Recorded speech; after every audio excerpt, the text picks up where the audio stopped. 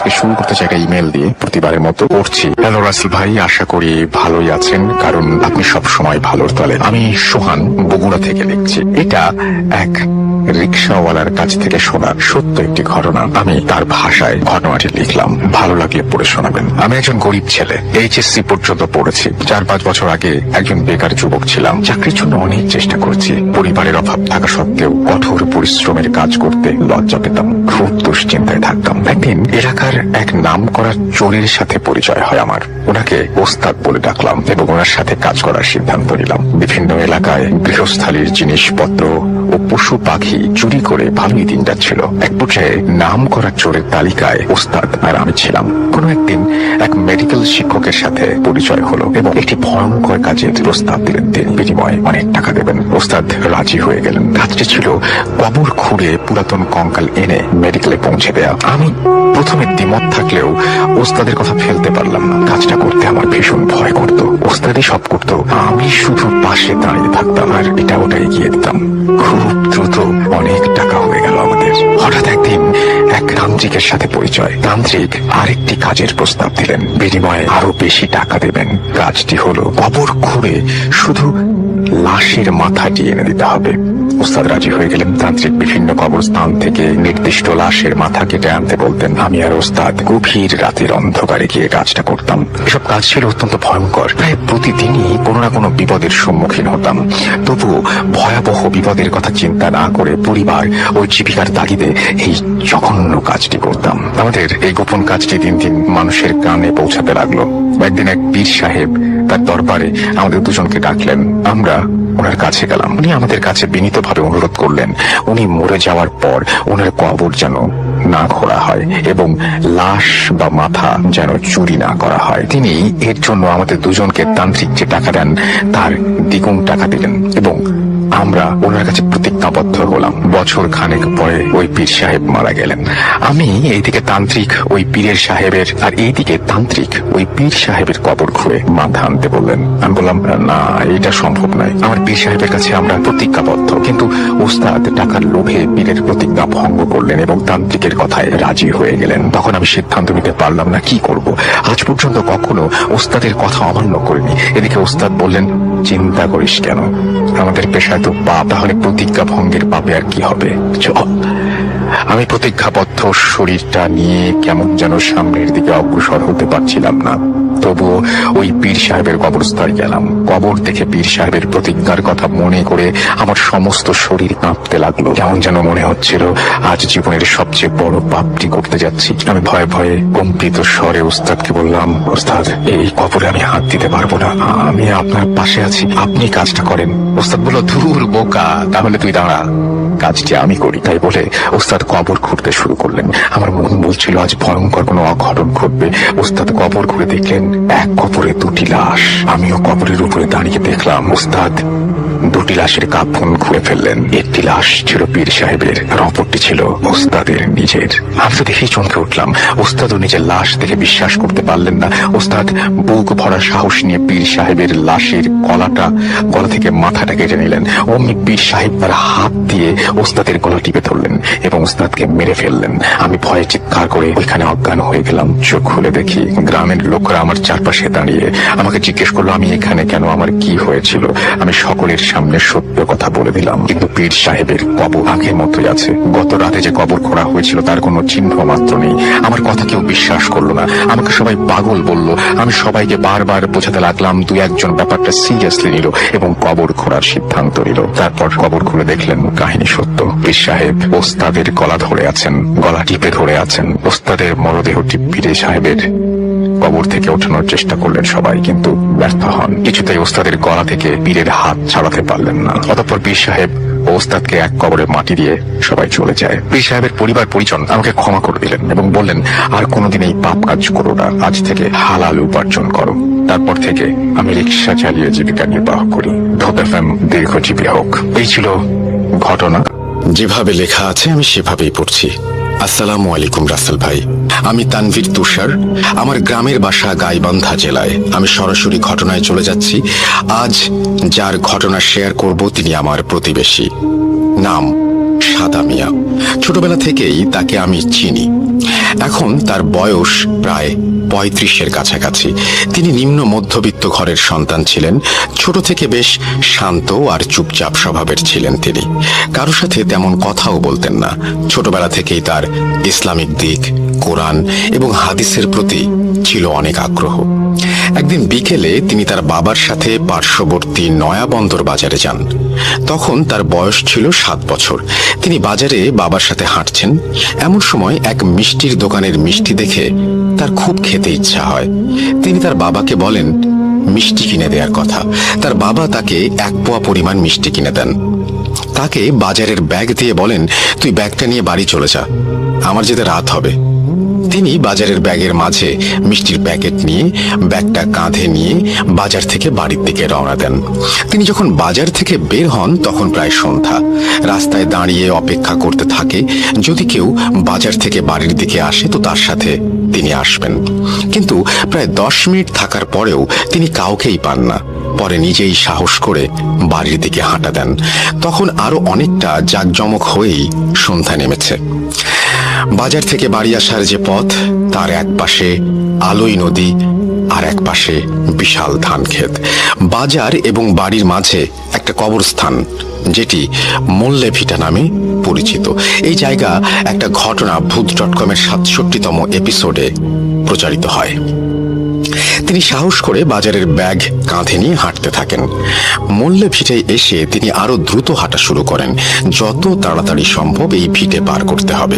কিন্তু তিনি যখন রাস্তার পাশে থাকা বিশাল ছাতান গাছের নিচে যান, তখন হঠাৎ আবছা দেখতে পান একটা কালো ছায়ার মতো কিছু একটা খুব দ্রুত তার চোখের পলকেই গাছ থেকে নামলো এবং মনে হলো সেটা তার পাশ কাটিয়ে উল্টো দিকে চলে গেল। উনি এটা দেখে প্রচুর ভয় পেয়ে একটা দৌড় দেওয়ার চিন্তা করেন। ঠিক তখনই পেছন থেকে পিঠে জোরে একটা ধাক্কা অনুভব করেন।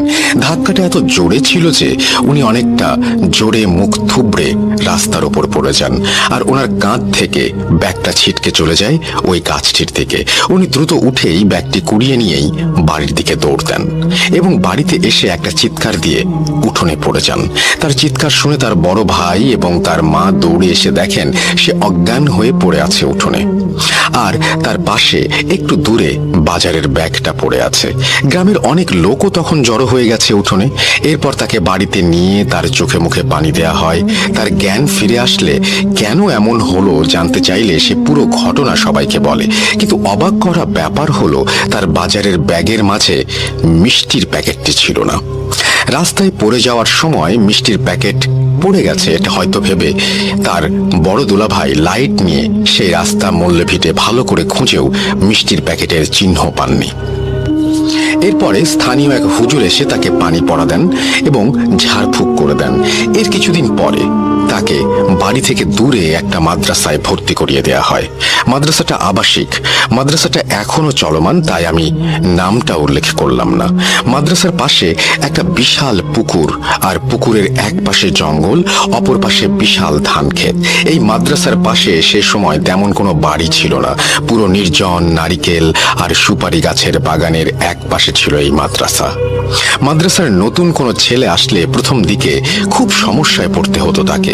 মাদ্রাসায় এক রুমে মেঝেতে প্রায় 20 জন করে ছাত্র ঘুমাতো সে সময়, আর প্রতি রুমে তাদের সাথে একজন করে হুজুর ঘুমাতো। সাদা মিয়া যখন ভর্তি হয় তখন শীতের সময়, চারিদিকে ঘন কুয়াশায় আচ্ছন্ন থাকে দিনের অনেকটা সময়, আর রাত হলে তো লাইটের আলোতেও সামনের 2 হাত জায়গা স্পষ্ট দেখা যায় না। তিনি ভর্তি হবার পরে 2 দিন কোনো সমস্যা ছাড়াই কাটে। তৃতীয় দিন রাতে একটা অদ্ভুত স্বপ্ন দেখেন তিনি।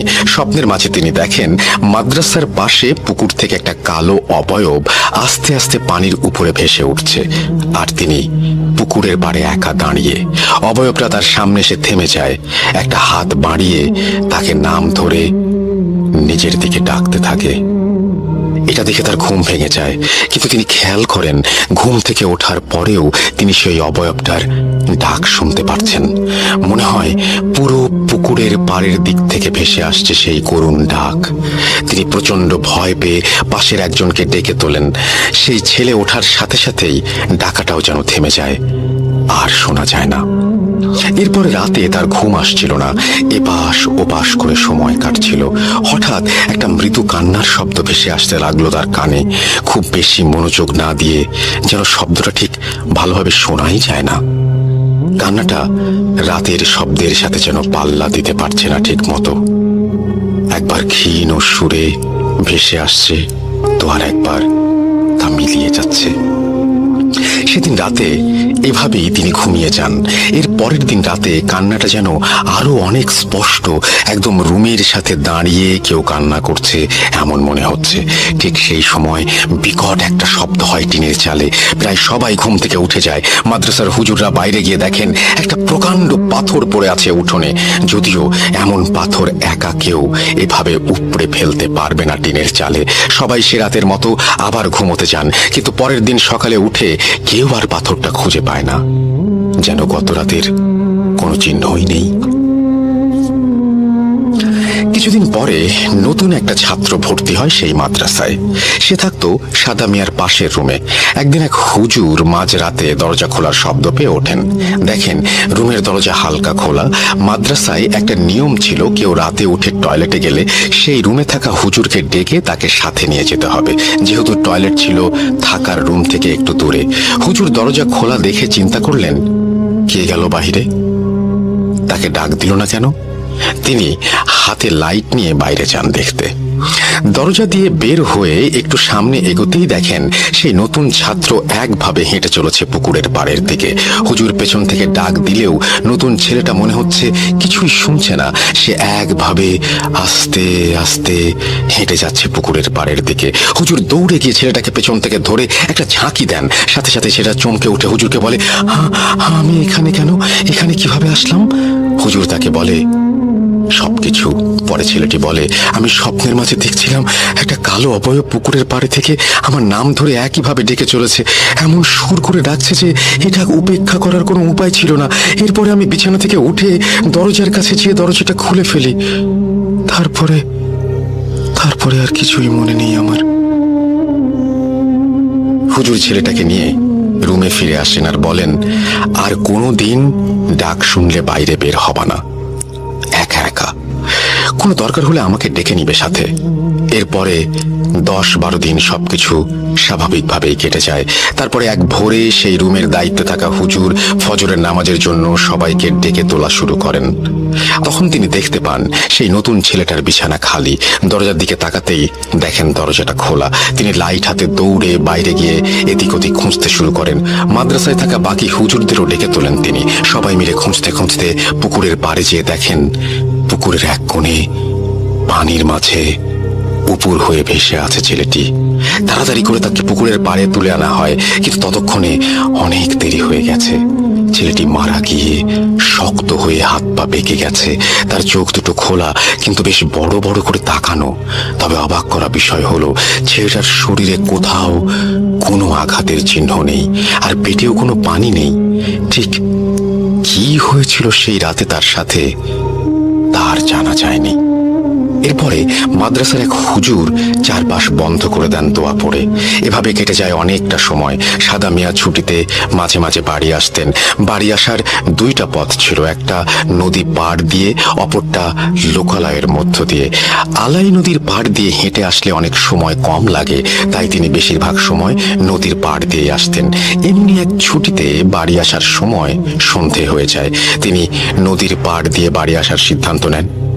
মাগরিবের নামাজ শেষ করে তিনি মাদ্রাসা থেকে বের হয়ে একটা বাজার পার করে নদীর পাড়ে নেমে যান। এদিকটায় বাড়িঘর নেই। নদীর পাড়ে কাশবন দিয়ে ভরা। নদীর তখন অল্প পানি, তাই পাড়ের কাছে অনেক পলিমাটির কাদা। তিনি চিন্তা করেন এই কাশবনের মাঝে দিয়ে এখন যদি যায় তাহলে সাপ আর শেয়ালের একটা ভয় আছে, তাই তিনি নদীতে নেমে যান। পলিকাদার মাঝে দিয়ে হাঁটা ধরেন গোড়ালি পর্যন্ত, বা কখনো তার একটু বেশি কাদা। এর মাঝে দিয়ে হেঁটে চলেছেন তিনি। বাজার থেকে 5 মিনিট নদীপথে হাঁটার পরে একটা একটা বাঁক আছে যেখানে পানির গভীরতা তুলনামূলকভাবে বেশি। গ্রীষ্মের সময় যখন নদীর অন্য জায়গার পানি শুকিয়ে যায়, এই বাঁকে তখনও গভীর পানি। এই জায়গাটা কখনো শুকায় না। তিনি সেই জায়গায় আসার পর খেয়াল করেন তার পাশের কাশবনের ঝোপের মধ্যে একটা খসখস খসখস শব্দ হচ্ছে। কাশফুলের গাছগুলো একটা জায়গায় দুলছে, মনে হচ্ছে কেউ ভেতরে বসে আছে। তিনি ভাবেন এই সন্ধ্যায় এখানে একা আসা মোটেও ঠিক হয়নি। এবার তিনি নিশ্চিতভাবে শিয়ালের পাল্লায় পড়েছেন। তিনি তার পাশে থাকা নদীতে ভেসে আসা একটা পুরনো বাঁশের ভাঙা অংশ হাতে তুলে নেন, যে শিয়াল বের হলেই আঘাত করবেন, যা হবার হবে। তিনি প্রায় প্রস্তুতি নিয়ে এবার আঘাত করবেন। ঠিক সেই সময় অনেক বছর আগে স্বপ্নে দেখা কালো অবয়বটা বের হয়ে আসলো তার সামনে। এই প্রথম সেটির চেহারা দেখতে পান তিনি। দেখতে অনেকটা মানুষের মতো হলেও তার মুখ ছিল কুচকুচে কালো। পুরো মুখে ছিল ছোপ ছোপ গর্ত, আর চোখে কোনো মনি নেই, পুরোটাই সাদা।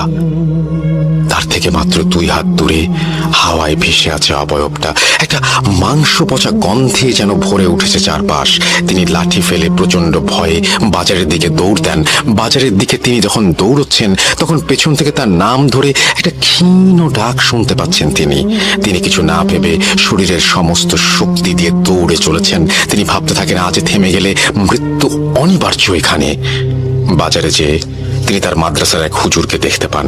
তিনি হাঁপাতে হাঁপাতে হুজুরকে জড়িয়ে ধরে কান্না শুরু করেন। হুজুর তাকে আবার বাজার থেকে মাদ্রাসায় নিয়ে যান এবং পুরো ঘটনা শোনেন। এরপরে পানি পড়া দেন তাকে এবং তার শরীর বন্ধ করে দেন। পরদিন সাদা মিয়ার বাড়িতে খবর দেয়া হয়। এদিকে তার রাত থেকেই প্রচন্ড জ্বর, ঠিকমতো কথা বলতে পারছেন না তিনি। বাড়ির লোক সব শুনে তাকে নিতে আসেন বাড়িতে। প্রায় 13 দিন পরে সুস্থ হন তিনি। এরপরে তিনি আবার মাদ্রাসায় যান।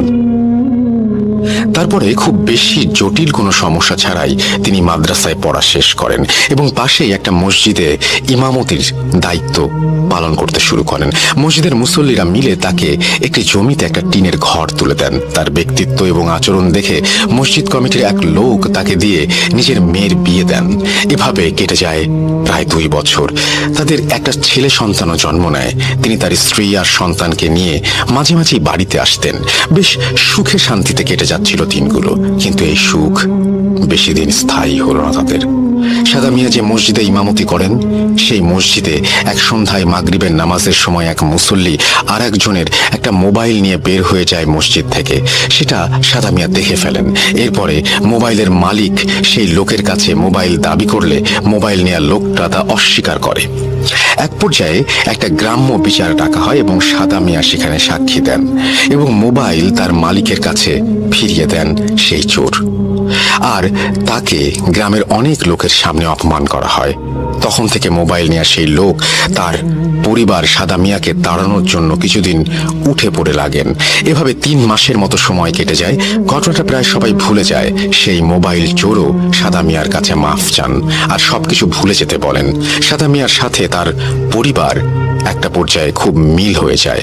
এর কিছুদিন পরে এক শুক্রবারে সাদা মিয়া সহ কয়েকজন মুসল্লিকে দাওয়াত করে সেই মোবাইল চোর। তিনি তার বাড়িতে গিয়ে সবার সাথে বসে দোয়া করে দিয়ে দাওয়াত খেয়ে চলে আসেন। এরপর থেকেই শুরু হয় একটা সমস্যা। সেদিন রাতে তিনি স্বপ্নে দেখেন এক কালো লম্বা মানুষ দাঁড়িয়ে আছে তার বাড়ির উঠোনে। সেই মানুষটার হাতে একটা কবুতর, আর তিনি সেটা সাদা মিয়ার সামনে এক টানে দেহটা মাথা থেকে আলাদা করে ফেললেন। ছিঁড়ে ফেলার অংশটা দিয়ে রক্ত বের হয়ে আসছে। সেই অবস্থাতেই লোকটা কবুতরটা মুখে নিয়ে চিবাতে থাকে। এটা দেখেই সাদা মিয়ার ঘুম ভেঙে গেল। তিনি উঠে দেখেন তখনও মাঝরাত।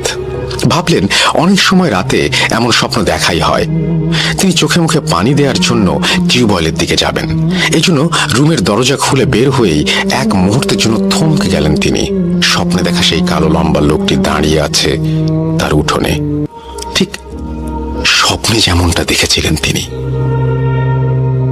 তার সামনেই কয়েক সেকেন্ডের মাঝেই যেন অদৃশ্য হয়ে গেল কালো লোকটা। ভয়ে আর বাইরে বের হওয়ার সাহস হলো না তার। তিনি আবার দরজা বন্ধ করে শুয়ে পড়লেন। এর পরের দিন বিকেল থেকে প্রচুর জ্বর চলে আসে তার। রাতে জ্বরের সাথে শুরু হয় বমি। তাকে তাড়াতাড়ি করে ডাক্তারের কাছে নেওয়া হয়। প্রায় 4 দিন পরে কিছুটা সুস্থ হন তিনি, কিন্তু মানসিকভাবে অসুস্থ হতে থাকেন দিন দিন। একা বসে থাকেন সারাদিন, নামাজ পড়া ছেড়ে দেন, মসজিদে ইমামতি করাও বন্ধ করে দেন তিনি। রুমের দরজা জানলা বন্ধ করে বসে বসে কান্না করেন, খাওয়া দাওয়া বাদ দেন আস্তে আস্তে। দিন দিন পাগলের মতো আচার আচরণ শুরু করে দেন তিনি। তাকে অনেক ডাক্তার দেখানো হয়, কিন্তু কোনোভাবেই কোনো সুস্থ হওয়ার লক্ষণ নেই। এরপর তাকে স্থানীয় এক বড় হুজুরের কাছে নিয়ে যাওয়া হয়। তিনি বলেন তাকে খুব খারাপ কোনো জিন ক্ষতি করার জন্য চেষ্টা করে যাচ্ছে, কিন্তু সেই হুজুর সঠিকভাবে কিছু বলতে পারেননি। তিনি আরো বড় কোনো হুজুরকে দেখাতে বলেন, সাদা মিয়াকে। এরপরে তাকে অনেক হুজুর দেখানো হয়, কিন্তু কোনোভাবেই কোনো কিছুর সমাধান হচ্ছিল না। দিন দিন আরো বেশি পাগলের মতো আচরণ শুরু করেন তিনি। এক পর্যায়ে তাকে পরিবারের মানুষজন বাড়িতে নিয়ে আসেন। একটা রুমের মাঝে বন্দি করে রাখা হয় তাকে।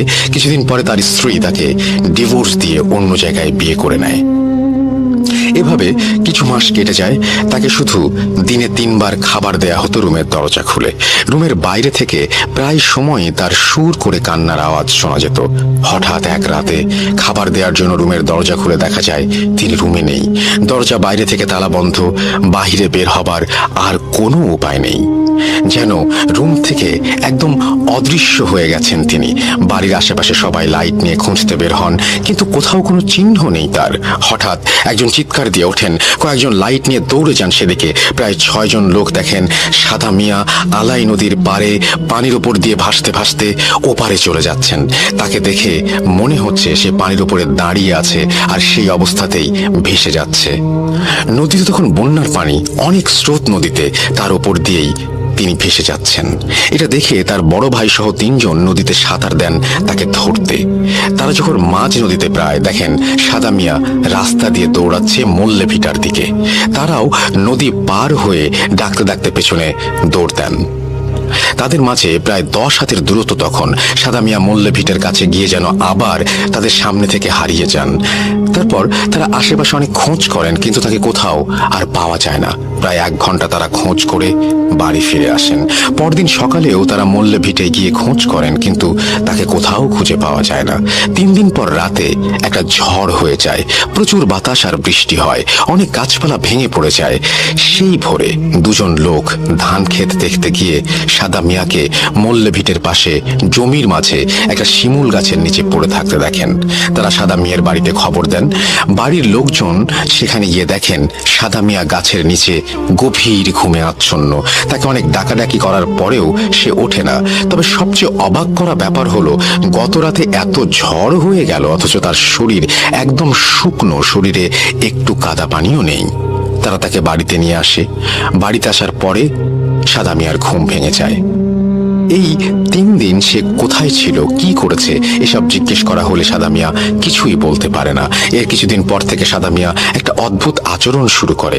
তিনি নদী থেকে কাদা মাটি তুলে এনে সেটা দিয়ে বিভিন্ন রকমের মূর্তি বানানো শুরু করেন এবং সেই মূর্তিগুলোকে পুজো করতে শুরু করেন। বিভিন্ন ফুল ফল দিয়ে প্রতিদিন ভোরে পুজো শুরু করেন। হঠাৎ হঠাৎ চিৎকার করে বলেন, আমি দিব তো, তোর সামনে বলি দেব। এভাবে কালী পূজা আর মনসা দেবীর নাম করে বিড়বিড় করে কি যেন সব বলতেন আর পুজো শুরু করে দেন।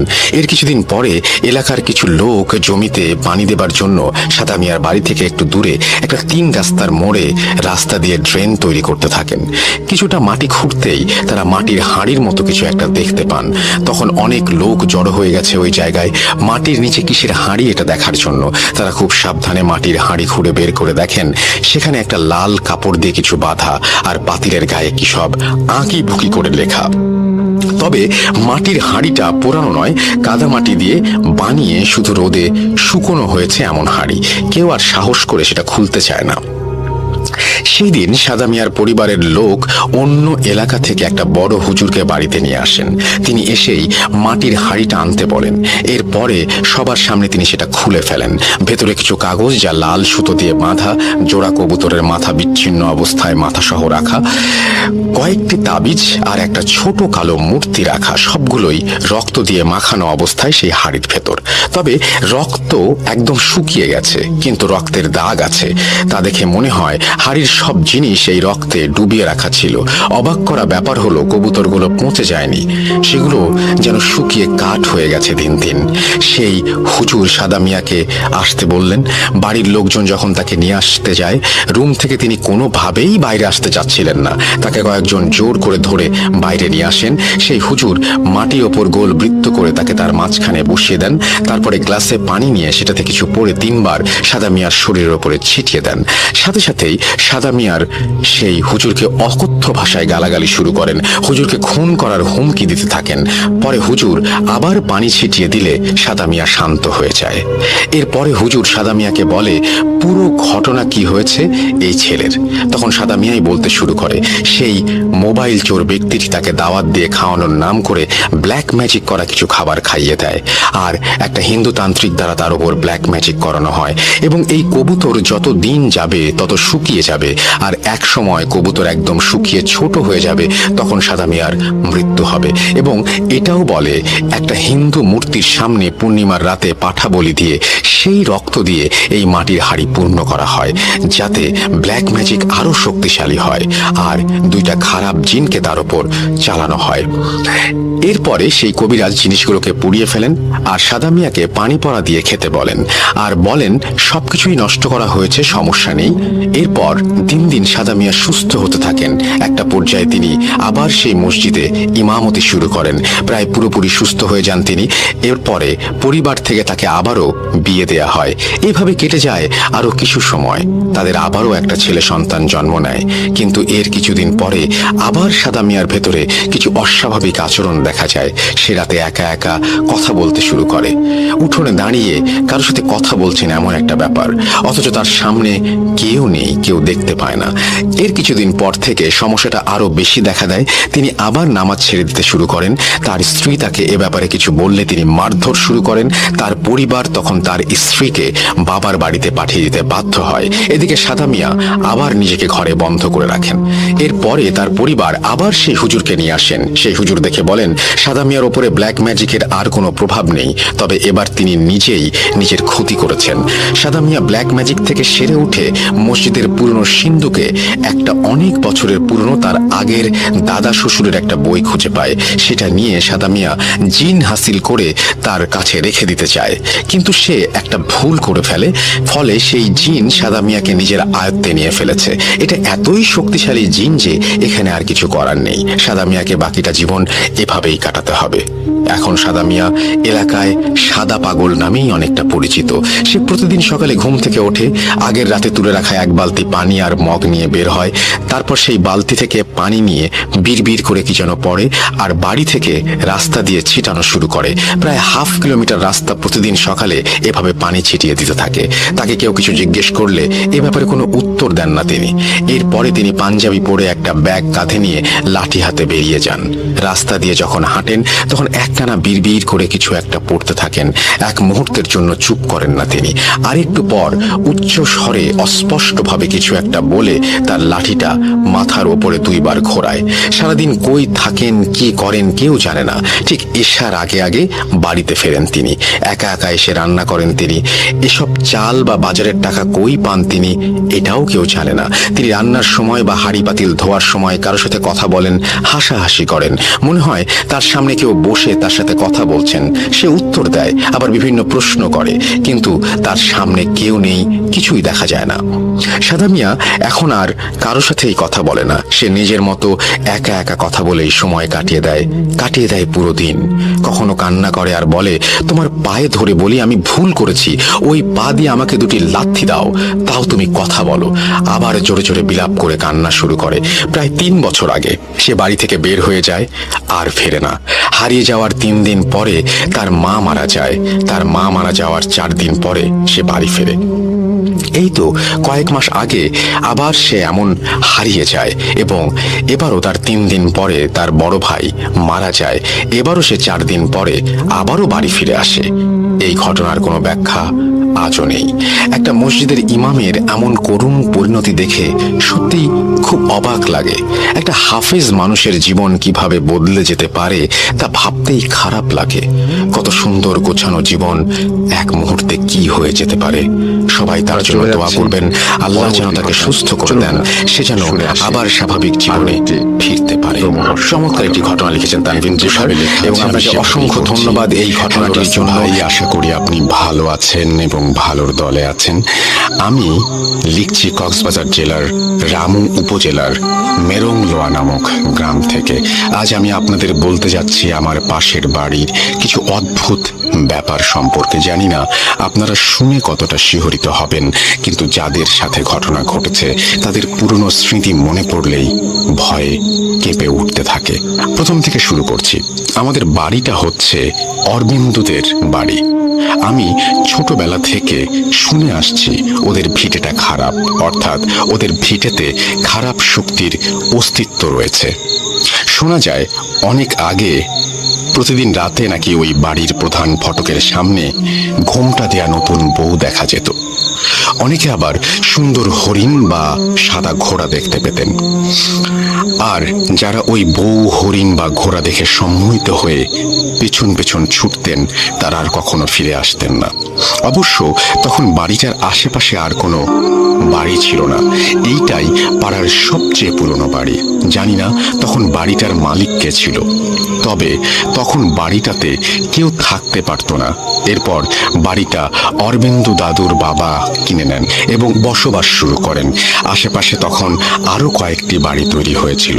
বাড়ি কেনার পর তিনি কি কি সমস্যার সম্মুখীন হতেন পরিষ্কার জানি না, কিন্তু এটা জানা যায় ওই লোকটার আটটি সন্তান বাড়িটার সামনে ছোট ডোবায় পড়ে মারা যায়।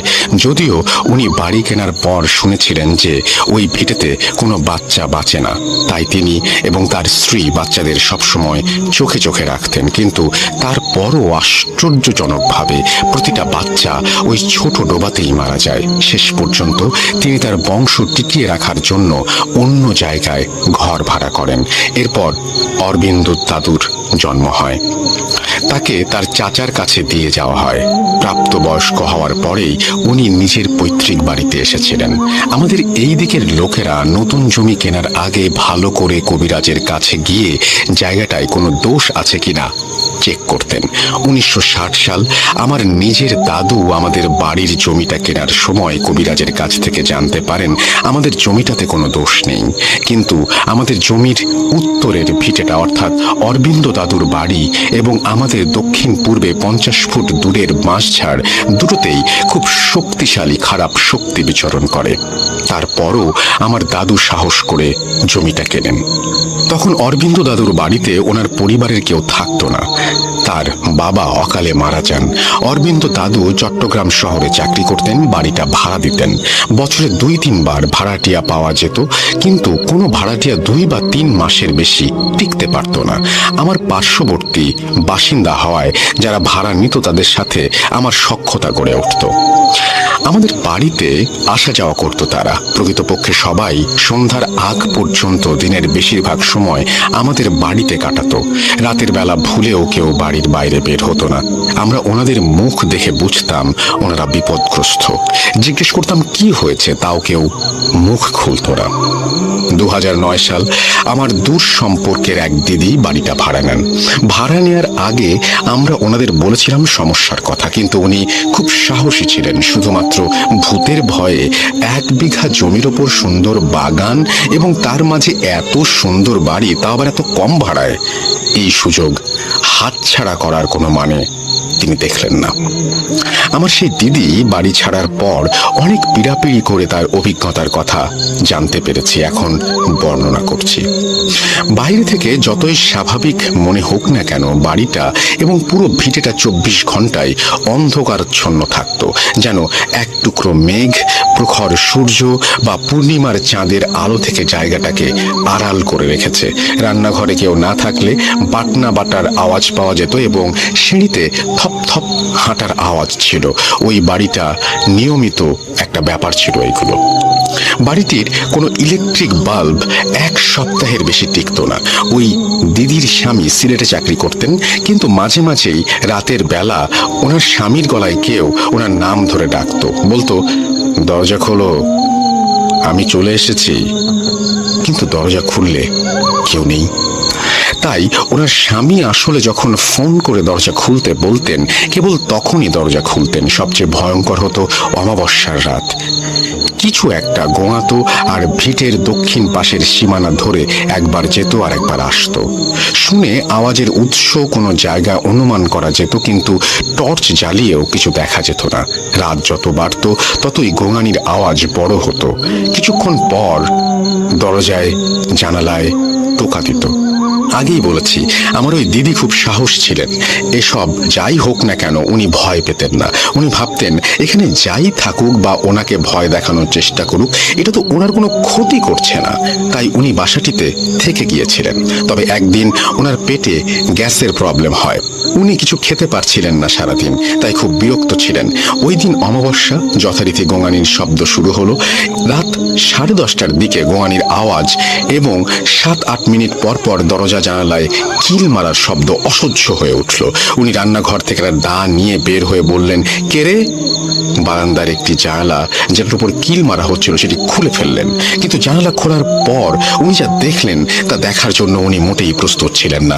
উনি দেখলেন বিশাল বড় বড় দুটি রক্ত চক্ষু রাগান্বিত দৃষ্টিতে তাকিয়ে আছে জানালার গ্রিলের ওপর দিয়ে। এক একটা চোখ মানুষের মাথার সমান, টকটকে লাল রং। শুধু চোখই ছিল। জিনিসটা দেখে দিদি যেন পাথর হয়ে গেলেন। জানালা ধরা অবস্থায় হাত যেভাবে ছিল ওইভাবেই উনি দাঁড়িয়ে থাকলেন। এমনকি চোখের পাতা পর্যন্ত নাড়াতে পারছিলেন না। চোখ দিয়ে পানি পড়ছিল অনবরত। শ্বাস প্রশ্বাসে বুকের ওঠানামা ছাড়া উনি শরীরের কোনো অঙ্গ প্রত্যঙ্গ এক চুলও নাড়াতে পারেননি। ওই রাতে উনি একাই ছিলেন বাড়িতে। সকালবেলা আমি গিয়ে ওনাকে অনেক ডাকাডাকি করলাম, কিন্তু দরজা খুলল না। ভেবেছিলাম ঘুমাচ্ছে। ওনার শোবার রুমের জানালা দিয়ে ডাকার জন্য বাড়ির দক্ষিণ পাশ দিয়ে যাচ্ছিলাম। হঠাৎ জানালায় পাথরের মতো দাঁড়িয়ে থাকা দিদিকে দেখে আঁতকে উঠলাম। দেখলাম দিদি পাথরের মূর্তি হয়ে আছে, চোখের পাতা পর্যন্ত নড়ছিল না। তাড়াতাড়ি ফোন বের করে ওনার স্বামীকে কল দিলাম, আর পাড়ার লোক জড়ো করে দরজা ভেঙে ওনাকে উদ্ধার করে আমাদের বাড়িতে নিয়ে গেলাম। জানালা ধরা অবস্থায় ওনার হাত যেমন ছিল তেমনি থেকে গেল। পরের দিন ওনার স্বামী পৌঁছে ওনাকে সীতাকুণ্ড উপজেলায় একটি আশ্রমে তার পরিচিত এক ধর্মীয় গুরুর কাছে নিয়ে গেলেন। তার সুস্থ হতে 15 দিন সময় লেগেছিল। এরপর উনি ওই বাড়িতে আর কোনো দিন ফেরেননি। ওনার স্বামীর সাথে উনি সিলেটে চলে যান। ঘটনাটা সত্য এবং চাই আপনি পড়ে শোনান। আশা করছি আজকের এই ঘটনাটি আপনাদের ভালো লেগেছে। আমরা চলে যাব আমাদের পরবর্তী ঘটনায়। আমরা চলে যাব হাফেজ মাইনুদ্দিন সাহেবের কাছে। তার ঘটনা শুনতে চাই। তার আজকের যে ঘটনা, সেই ঘটনা দেখে তিনি আমাদের কি শোনান। প্লিজ আপনি চলে যাবেন আপনার ঘটনায়। আশা করছি যে আপনার প্রথম ঘটনাটি শ্রোতারা অনেক ভালোবেসেই কাছে টেনে নেবে। আসসালামু আলাইকুম। ওয়ালাইকুম সালাম। আমি আজকে যে ঘটনাটা শেয়ার করতে যাচ্ছি সেটা মে মাসের 16 তারিখে। আমি মে মাসের 16 তারিখ রবিবার সাভারে যাওয়া হয়, সাভার রবীনগরে। সেখানে একটা খুব ভয়ঙ্কর ঘটনা ঘটেছে। তা আমি যখন আমাকে নিয়ে যাওয়া হয় সেখানে আমি যাই সাথে করে। যেতে যেতে আমার রাত 8টা অথবা 9টা মতো, 9টা বেজে যায়। আমি 9টার দিকে যখন ওই বাড়িতে গিয়ে পৌঁছাই, নিচতলা থেকে নিয়ে একেবারে 4 তলা পুরোই অন্ধকার। বাড়িটা 7 তলা, নির্মাণ নতুন বাড়ি একটা বানানো হচ্ছে আর কি। সুন্দর সব কিছু হয়েছে, নিচতলাটায় কিছু কাজ বাকি রয়ে গেল। তো আমরা যখন প্রবেশ করি নিচতলার থেকে, তো দেখি যে অন্ধকার। দোতলা উঠবো, সেটাও অন্ধকার। তো আমি আর জিজ্ঞেস করলাম যে অন্ধকার কেন, বাতি জ্বালিয়ে দেন, রাত তো। বলতেছে এখানে মাগরিবের পর থেকে 7টা, 7:30, 8টার থেকে নিয়ে একেবারে ভোর পর্যন্ত আমরা বাতি জ্বালাতে পারি না। ইলেকট্রিকের সুইচ বাতি সবই ঠিক আছে, আমরা যখনই অন করি কিন্তু নিচ থেকে সেটা অফ করে দেয়। এটা আমরা জ্বালাতে পারি না, এটা অন্ধকার থাকে। 1 তলা থেকে নিয়ে 4 তলা। বললাম আচ্ছা ঠিক আছে। তো সিঁড়ি দিয়ে যখন উপরে উঠতেছি, তো আমার নিচে যে নির্মাণের কাজের কিছু জিনিসপত্র রাখা হয়, রাজমিস্ত্রি ঈদের ছুটি ছিল, রাজমিস্ত্রি যে জিনিসপত্র রাখছে, বাঁশ, টিন, আরও যা কিছু ছিল, দেখি যে পড়া শুরু করে দিছে, একটার পর একটা শব্দ হচ্ছে, পড়তেছে। এবং আমার পেছন পেছনে মনে হচ্ছে অনেকগুলো 3-4 জন কেউ না কেউ আসতেছে। তা আমি ওখানে দাঁড় করালাম যে দাঁড়ান, একটু সন্দেহ লাগতেছে, নিচ থেকেই আমি নিচতলাটাই প্রথম দেখতে চাই। তো উনার মোবাইল থেকে একটু লাইট সুইচ দিল, আমরা নিচতলাতে যখন গেলাম, যে ঘরটা এখনো দরজা জানলা করা আর কি বাকি রয়ে গেছে, কিছু কাজ বাকি আছে, ওই ঘরটাতে গেলাম। কেমন বিদ্ভুত অদ্ভুত আবর্জনা, কেমন খুব বিশ্রী গন্ধ এবং অনেকগুলো কেমন কান্নার আওয়াজ আসতেছে। 4-5 জনের বেশি মিলেমিশে ওইখানে কান্না শব্দ পাচ্ছি, খুব কাঁদতেছে। তো আমি সেখানেও খুব অবাক হলাম যে এখানে কাঁদতেছে আর কেমন বিশ্রী গন্ধ হচ্ছে। পরে বললাম ঠিক আছে। তো ওই মুহূর্তে আবার দেখি 4 তলা থেকে কেমন হইচই শুরু হচ্ছে, কান্নাকাটি আওয়াজ, খুব অনেক অনেক ধামালুর আওয়াজ। তেমন উপরে কি হচ্ছে বলে এইটি তো সমস্যা, আসেন উপরে যাই। তা আমরা 4 তলায় গেলাম। 4 তলা গিয়ে দেখি 3টা ইউনিট, 3টা ফ্ল্যাট। ওই ফ্ল্যাট থেকে এক একটা যে জিনের প্রসেস, জিনগুলো যে ধরেছে তারা ঘর থেকে বের হয়ে যেতে চাচ্ছে, বের হয়ে যাবে, কেমন কান্নাকাটি করতেছে। 3টা বয়স্ক মহিলা, ছোট 2টা বাচ্চা, বড় মেয়ে, প্রায় 6-7 জনের উপরে জিন আক্রমণ। তো এর মধ্যে একজন খুব বয়স্ক মহিলার উপরে যে জিন আক্রমণ করা, উনি নিচ থেকে এসে সবাইকে বলতেছে, এই সবাই আমার সাথে আসো, আর এই যে হুজুর আসছে তাকে সবাই মিলে সালাম করো। তো উনিও আমাকে, মহিলাটাও আমাকে সালাম দিল আমাকে, এবং তার সাথে সাথে ওনারাও সালাম দিল। ওরা বললাম ঠিক আছে, এদের যারাই আছে প্রসেস করা আছে, জিন ধরা আছে, আসেন আমরা একটা ঘরের মধ্যে বসি, তাদেরকে নিয়ে আসেন। আমরা ওই ঘরে তাদেরকে নিয়ে আসা হলো। কিন্তু আনাটা যে খুব কষ্ট ছিল, প্রত্যেকটা খুব ধামাল করতেছিল, বাড়ির থেকে বের হয়ে যাবে, জিনিসপত্র ভাঙতেছে, কেউ কান্না করতেছে, কেউ এলোমেলো কথা বলতেছে।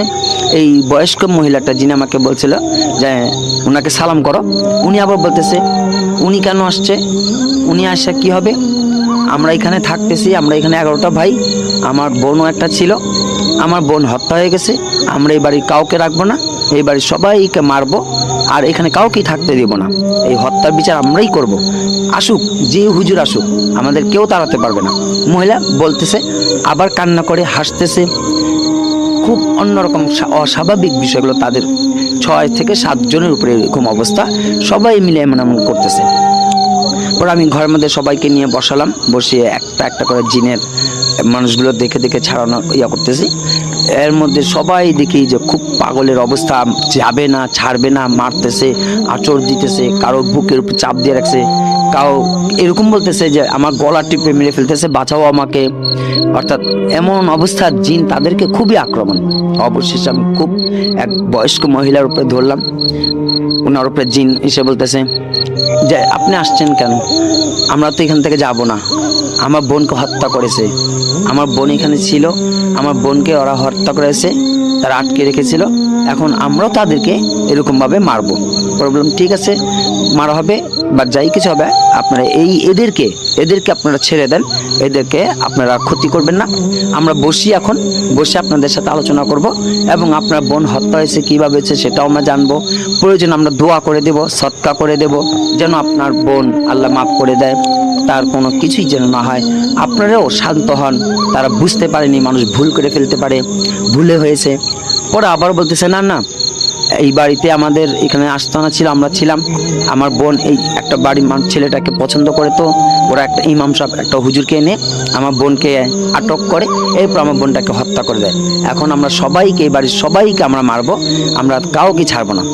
পরে যখন আমরা বসালাম, ওই মুহূর্তে একটা বিষয় হচ্ছে যে একটা এরকম দেহ নাই, শরীর ছাড়া বডি, শুধু মাথাটা, লম্বা চুল, একটা চোখ খুবই ছোট, আর একটা বড় রকমের চোখ, একটা চোখ খুবই ছোট যা দেখা যাচ্ছে না, এটাকে আমরা অন্ধজিনও বলে থাকি, খুবই ছোট, সামান্য ছোট, আর একটা চোখ অনেক বড়, এবং দাড়ি ছিল, আর এরকম বাবরিওয়ালা চুল। প্রথমে একটা মাথা আসলো, উনি এসে খুব রাগান্বিত, আমরা তার বডি দেখতে পারিনি, মাথাতে এসে বলতেছে আমি হচ্ছে এই যে জিনগুলো 11টা জিন, আমি হচ্ছে বড় ভাই, আমার বোনের হত্যা হয়েছে, এর বিচার করা হবে, এর বিচার আমরা করব, এই বাড়ির কাউকে রাখবো না, তারপর আমরা এখানে করব, চলে যাব, আর কোনোভাবেই আমাদেরকে সরানো যাবে না আগে বিচার না হওয়া পর্যন্ত। পরবর্তীতে এইরকম মাথাওয়ালা ঠিক 11টা আসে, কিন্তু কারো শরীর বা দেহ নেই, বডি আমরা কিচ্ছু দেখতে পারিনি, এইরকম ভাবে 11টা মাথা। কিন্তু আপনার ওই সময় ভয় পান নাই? জি, ভয় বলতে তো আমার তো এরকম ছিল না, যারা আমাকে আমাকে নিয়ে গেছে বা যাদের প্রসেস আছে তারাও দেখতেছে, তাদের ভিতরে ভয় ভীতি না, তাদের পাগলের মতন, মানে তাদের তো হুঁশ জ্ঞান নেই। আর যারা নাকি সাথে ছিল তারা তো খুব ভয় ভীতি। এটা আমাদের সামনে পড়ে যখন আমরা ডাকি যে হ্যাঁ এটা বিচার বলতে আমরা আপনাদের জন্য দোয়া, আপনার বোনের জন্য দোয়া হবে, সৎকা করে দেব, কিন্তু তাদেরকে ছেড়ে দেন, তখন একটা প্রথমেই মাথাটা আসে, পরে 11টা মাথা আসে। ওরা বলতেছে আমরা 11টা ভাই, আর আমার একটা বোন ছিল, এই বোনটাকে হত্যা করেছে, আমাদের এরকমভাবে এর শাস্তি দিতে হবে। পরে আমরা এখানে এই কাজটা করি, কিন্তু পরবর্তীতে ওইখানে অনেক রাত হয়ে যায় বা আরও অনেক রকমের সমস্যা হয়ে যায়, কাউকে নিয়ে চলে যাবে, কাউকে মারবে, অনেক রকমের ঝুট ঝামেলা যায়। পরবর্তীতে আমরা জিজ্ঞেস করি যে আপনার বোনকে কে হত্যা করেছে, কিভাবে হত্যা করেছে। পরে আমাকে বলে যে এরকম আমার বোন একটা ছেলেকে খুব পছন্দ করত, তো ওই ছেলেটার বাবা একটা হুজুর এনে আমার বোনটাকে আটক করে এবং পরে হত্যা করে, আর এই জন্যই আমরা ওদেরকে এইভাবে আক্রমণ করব। আমি আবার জিজ্ঞেস করেছিলাম যে আপনারা এখানে কি করে আসলেন, 11টা ভাই এবং আপনার বোন, এখানে কি আপনাকে কাউকে পাঠানো হয়েছে, কেউ কি আপনাদেরকে পাঠাইছে না আপনারা নিজেই? তখন বলছিল এটা তো খুব একটা ডোবা ছিল, এই ডোবার ভেতরে আমরা বসবাস করতাম, এই ডোবাতে এখন এরকম তারা ঘর বানিয়েছে, আমাদের জায়গা নষ্ট করে দিয়েছে, এখন আমরা এখানেই থাকা, আমাদের আস্তানা এটাই ছিল, আমাদের জায়গা এটাই ছিল, ওরা আমাদেরকে ক্ষতি করে দিছে, এর পাশাপাশি আমার বোনটাকে হত্যা করেছে। পরে বললাম ঠিক আছে, আপনাদের কোনো চিন্তা বা কোনো কিছু করবেন না, মানুষ ভুল করতে পারে, ভুল হয়েও গেছে, আপনারা তাদেরকে ক্ষমা করে দিন, আর বিশেষ করে দোয়া চলবে আপনার বোন যেন আল্লাহ তাকে মাফ করে দেয় এবং সৎকা দিয়ে দেব। তখন তারা বলছিল আমাদেরকে যে আমাদেরকে এই বিষয়ে এই জিনিস দিতে হবে। তো আমরা যখন ওদেরকে বললাম, তো বলছে আমাদের পক্ষে সম্ভব না।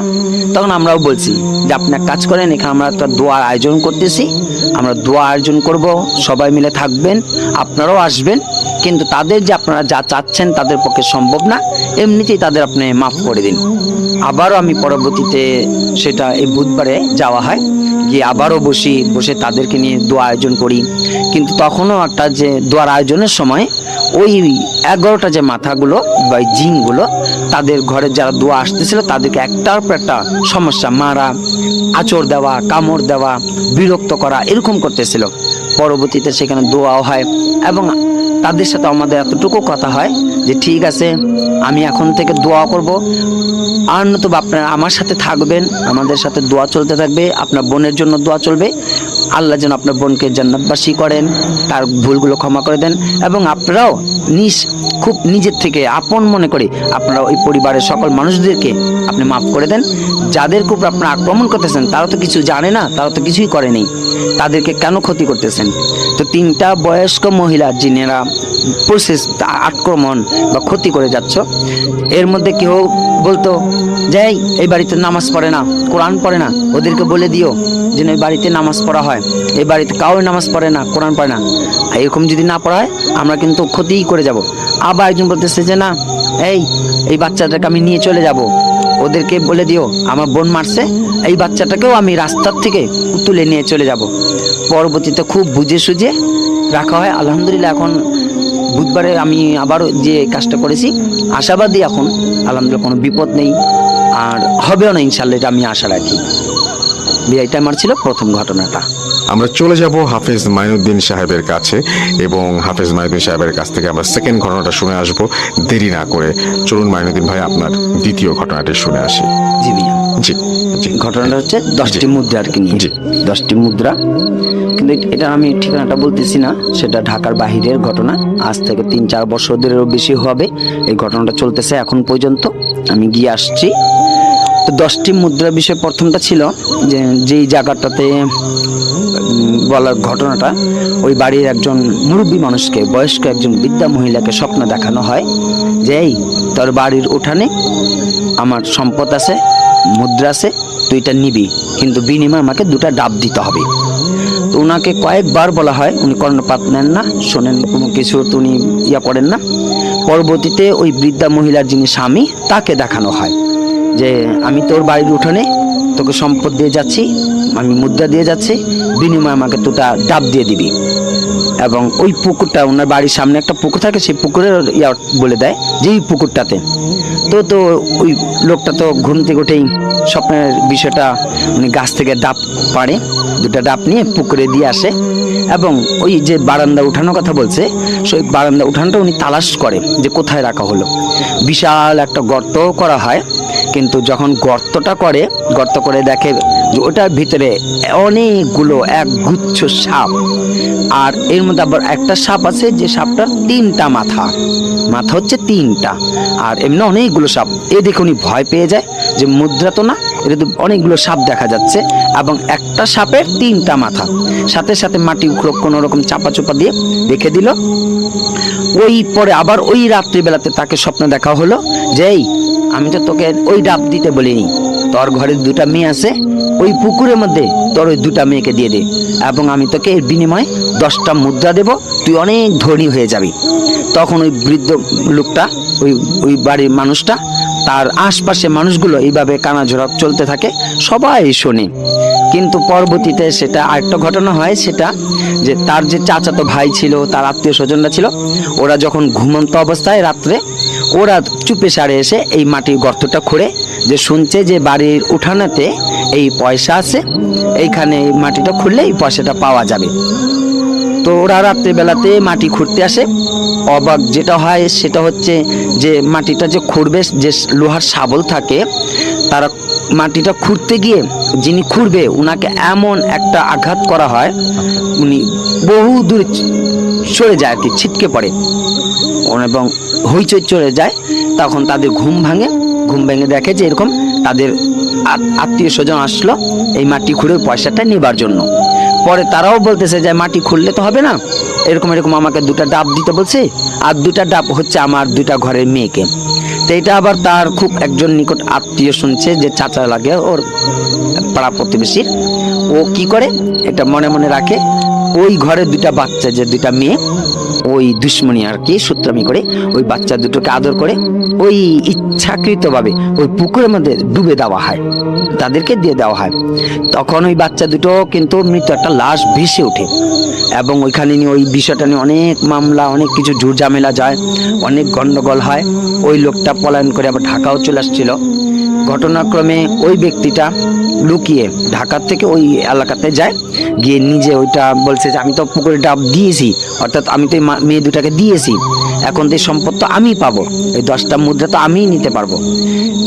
ওইখানে যাওয়ার পরে ওই মাটি যখন খুঁড়তে যায়, কিন্তু দেখা যায় উনি ওই জায়গাতেই মারা যায়, ওইখানেই তার ক্ষতি হয়ে যায়।